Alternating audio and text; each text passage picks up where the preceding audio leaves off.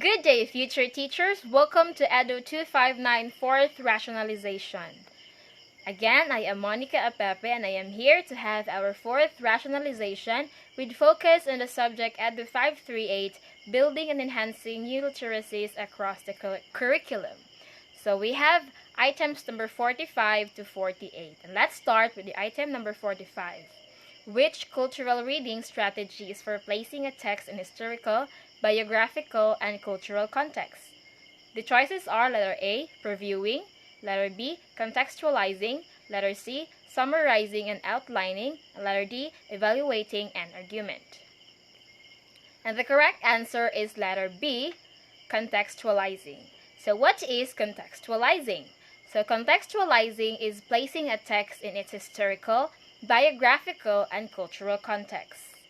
For our rationalization, so when you read a text, you read it through the lens of your own experience. Your understanding of the words on the page and the significance is informed by what you have come to know and value from living in a particular time and place. But the texts you read were all written in the past, sometimes in a radically different time and place. So to read critically, you need to contextualize, to recognize the differences between your contemporary values and attitudes and those represented in the text. So that is contextualizing. Let's proceed with the item number 46, which indicates that literacy works needs to focus on social issues, including inequalities of race, class, gender, or disability, and the ways in which we use language and other semiotic resources to shape our understanding of these issues. The options are letter A, critical literacy involves making sense of socio-political systems through which we live our lives and questioning these systems. Letter B, critical literacy practices can be transformative. Letter C, critical literacy is about imagining thoughtful ways of thinking about reconstructing and redesigning texts, images, and practices. And letter D, from a critical literacy perspective, the world is seen as a socially constructed text that can be read. And the correct answer is letter A. Critical literacy involves making sense of the socio-political systems through which we live our lives and questioning these systems. For our rationalization, so critical literacy should be viewed as a lens, frame, or perspective for teaching throughout the day across the curriculum and perhaps beyond, rather than just a topic to be covered or unit to be studied. So what this means is that critical literacy involves having an ingrained critical perspective of the way of being that provides us with an ongoing critical orientation to text and practices. So inviting students to write down the messages they see in public transport, to take photographs of graffiti or billboards, or to cut out advertisements from magazines, or to collect sweet wrappers to bring to class helps them to read everyday texts they encounter critically. Do it often enough and they will learn to read their worlds with a critical eye. So critical text analysis assumes that no text is neutral and that, therefore, texts are always informed by authorial banks. That's according to Jenks of 2010.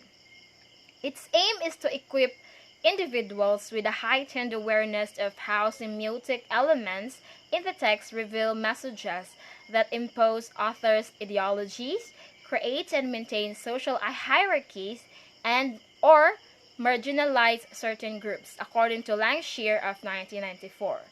So the common pedagogical practices of critical text analysis include analyzing authors' intentions and ideologies, reconstructing or challenging item, and exploring multiple perspectives.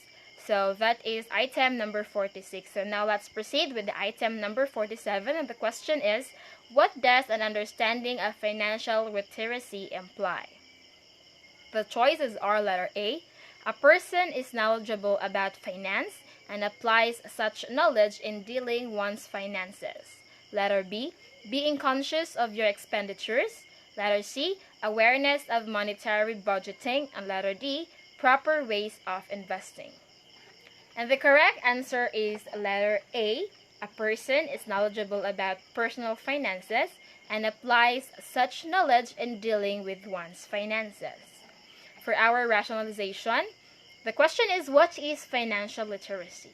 So, financial literacy, it is the ability to understand and effectively use various financial skills, including personal financial management, budgeting, and investing.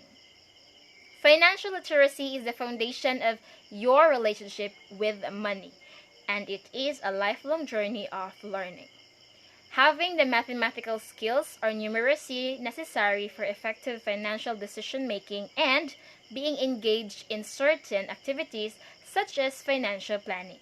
Another question, why is financial literacy is important?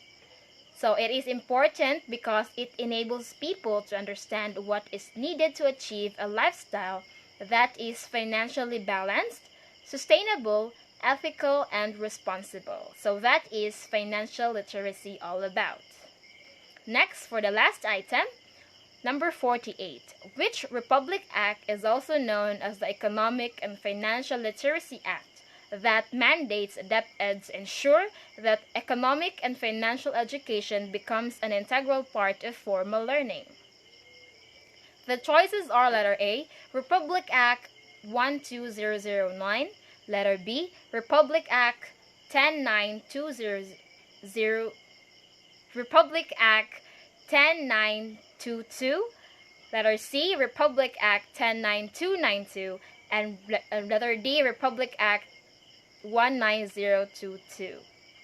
And the correct answer is letter B, Republic Act 10922.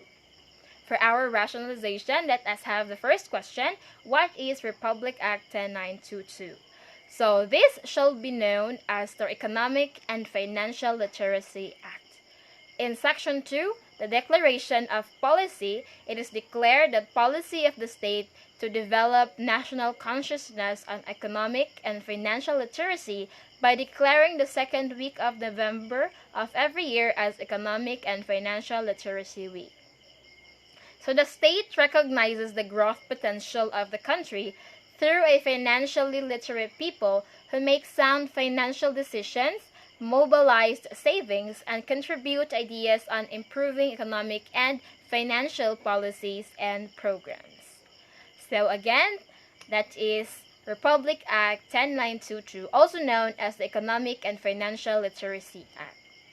So these are my references taken online, and that would be the end. Thank you, and that's all for today's video. Thank you for watching.